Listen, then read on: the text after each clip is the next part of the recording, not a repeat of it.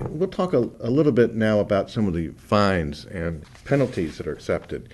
One change that drove the omnibus was the fairly lax enforcement of HIPAA overall. There's no private right of action under HIPAA. Basically, that means if someone who feels like their health information has been improperly disclosed by the hospital, well, if that person calls me up and say, I want to engage you, Mr. Brown, to be my lawyer to go after the hospital for spilling the beans, I'll have to tell that individual that, I'm sorry, HIPAA does not permit you to go after the hospital through me. I can't sue the hospital for a HIPAA violation. The only way you can go after the hospital for a HIPAA violation would be to report it to the government, the Office of Civil Rights of the Department of Health and Human Services, and they will, or will not, investigate. And for the first 10 years of HIPAA, they probably didn't investigate too much at all. It was very rare to have any type of investigation. Omnibus sought to change that by expanding the ability of the government to go against violators. And they did that by first expanding the ability to go after providers or violators by giving state attorney generals the right to bring actions for HIPAA violations. Now, there are not that too many state AGs who have this in their budget, so that has not been that effective. But by the same token, the statute changed the rule to say that if the secretary gets wind of a willful violation of HIPAA, then the secretary must, absolutely must. They can't just stick it in the file, say we'll get to it later. They are required by law to actually fully investigate. So what does it mean if you have a willful violation?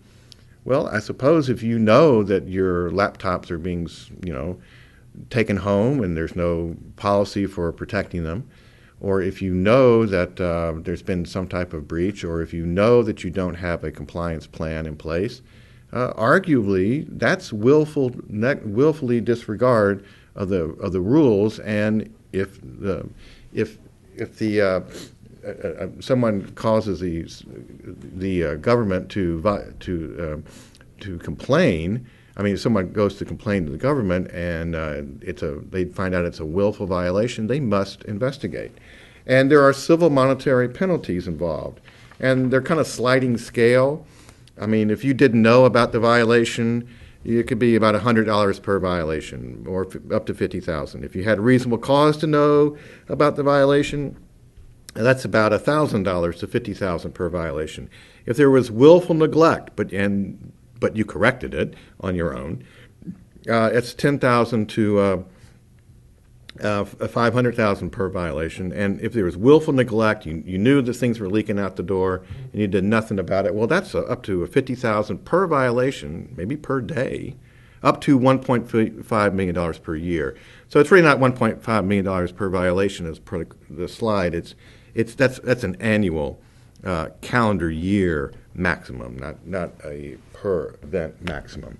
Here's an example of a violation that we just found out about today, and this is among the largest settlement I've ever seen. It's a $1.55 million settlement that was publicized just today from where the government assessed this amount, and they agreed to pay.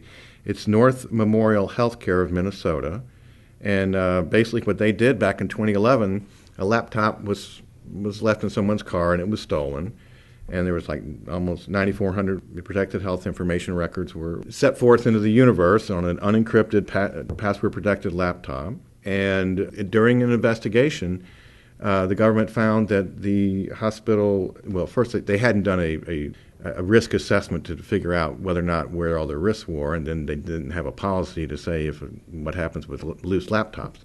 But they also failed to, and this is amazing, they also failed to enter into a business associate agreement with one of their computer system providers who had access to all these medical records. And because of the failure to enter into a business associate agreement, and because they didn't do a risk analysis, the government held them liable, and they ended up settling today for $1.55 million. So these are very real issues nowadays, and we can thank the 2013 rules for making that possible. And